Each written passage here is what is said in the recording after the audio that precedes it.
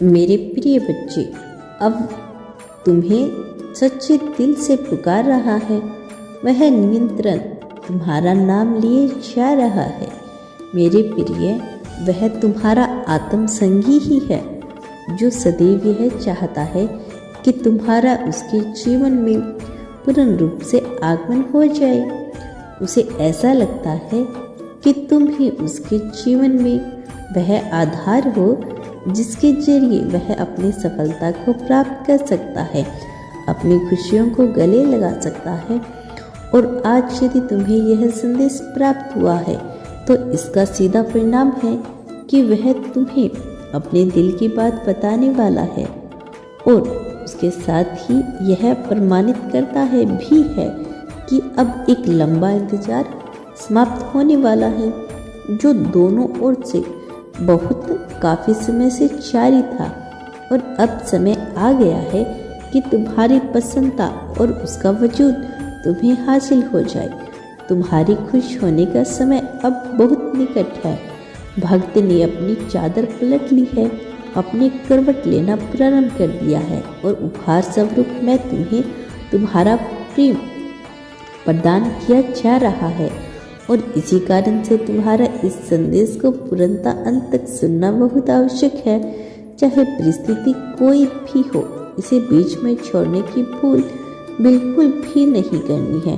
तुम हर वक्त जिस चीज़ का विचार करते हो, तुम उसी आवृत्ति में आने वाले हो, क्योंकि यह संदेश सफलता और प्राप्ति की आवृत्ति के द्वारा ही बनाया गया है। जब मनुष्य के जीवन में इसे कुछ प्राप्त होने वाला हो, तब उसकी आवृत्ति बिल्कुल अलग होती है, बजाय तब कि जब वह कुछ खो रहा हो या अधूरा महसूस कर रहा हो। तुम हर वक्त एक अधूरेपन का एहसास अपने मन में करते रहते हो। इसका कारण इतना है कि तुम नियंत्रण ऐसी आवृत्ति से घिरे हुए रहते हो जिसमें कभी शिकायत और अधूरापन अपना स्थान घेरे हुए है। लेकिन अब तुम एक ऐसी ऊर्जा के संपर्क में आने को मजबूर हो गए हो जो प्राप्ति और सफलता का सूचक है। हालांकि यह मजबूरी है, किंतु यह तुम्हारे लिए एक छिपी हुई आशीर्वाद के रूप में आ रहा है। कई बार मनुष्य जब विडंबना की स्थिति में होता है और इसी क्षण में उसे आशीर्वाद प्राप्त होता है। यह कोई संयोग सबके साथ नहीं घटता, लेकिन यह तुम्हारे साथ घटित हो रहा है। और अब जबकि यह तुम्हारा साथ घटित हो रहा है, तो तुम्हें हर हाल में इसका लाभ लेना है। तुम्हें इससे वंचित नहीं होना है, तुम्हें इसे अपने जीवन में उतारना है। मेरे प्रिय, उसके मन में यह बात चल रही है कि कैसे वह तुम्हें अपना बना ले, कैसे तुम दोनों एक दूसरे के हो जाओ। आत्म सहयोगी प्रेम प्रेमिका का संबंध होता है। उन सभी संबंधों से ऊपर उठकर आत्म संबंधी का संबंध होता है, क्योंकि यहाँ हर संबंध समाज द्वारा निर्मित होता है, किंतु आत्मा संग वैसे ही जन्मा है। इसका इस लोक अस्तित्व से बिल्कुल कोई लेना देना नहीं है। और अब जबकि यह संबंध तुम्हारा पूर्ण होने वाला है, तुम्हारे मन में कई सारी दुविधाएं उठ रही होगी। मेरे प्रिय बच्चे, तुम अपने मन की और उसके मन की बातों को जानना है। तुम दोनों के मन में जो भी व्यथा उत्पन्न हो रही है, वो कोई नई नहीं है, बल्कि कई सालों से तुम्हारे मन में बहुत सी बातें चल रही है, जिनके जवाब तुम ढूंढ नहीं पा रहे हो। कभी अपने जीवन को लेकर, कभी अपने कार्य क्षेत्र को लेकर, कभी अपने संबंधों को लेकर, तो कभी अपनी मानसिक स्थिति और कभी अपनी भावनाओं को लेकर। तुम विभिन्न प्रकार के प्रश्न उठाते रहते हो। तुम्हारा मन कई बार उठा से व्यतीत होकर इसका जवाब ढूंढते ढूंढते थक जाता है, और तब तुम्हें यह जीवन निरर्थक मालूम होने लगता है। लेकिन तुम भविष्य के गर्भ में क्या छुपा है यह नहीं जान सकते। तुम भविष्य की योजनाओं को नहीं जान सकते, इसीलिए तुम्हारा ध्यान इस पर होना भी नहीं चाहिए।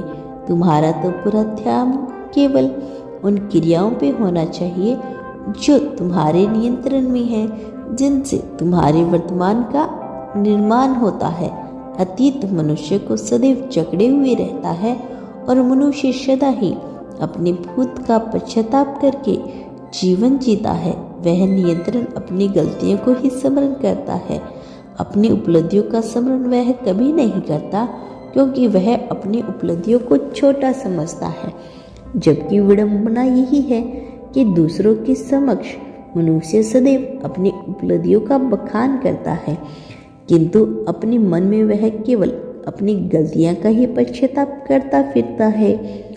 और इस तरह से यह एक मजबूत मानसिक मस्तिष्क का स्वामी होने के बाद भी स्वयं को कमजोर मानता है।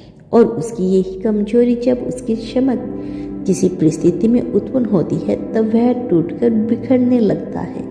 तब उसे लगता है कि उसे कोई सहारा नहीं मिल रहा, जबकि विडंबना यही है कि उसे सहारे की आवश्यकता ही नहीं है। फिर भी वह सहारे की तलाश करता है, क्योंकि वह स्वयं को पर्याप्त नहीं मानता। वह कभी प्रार्थना की बलबूते आगे बढ़ना चाहता है, तो कभी किसी और का हाथ थामकर उसका हाथ पकड़कर सीढ़ियां चढ़ना चाहता है। लेकिन नियति केवल उसका साथ देती है जो स्वयं अपना साथ देने को तैयार रहता है। विडंबना यही है कि मनुष्य चाहता है कि कोई उसका साथ दे, और ब्रह्मांड कहता है कि जब मनुष्य स्वयं का साथ देगा, तभी मैं किसी और को भेजूंगा उसका साथ देने के लिए। तुम्हारा कल्याण हो मेरे बच्चे। मेरा आशीर्वाद सदैव तुम्हारे साथ है। मैं जल्द लौटूंगी। अपना अगला संदेश लेकर प्रतीक्षा करना प्यारे बच्चे।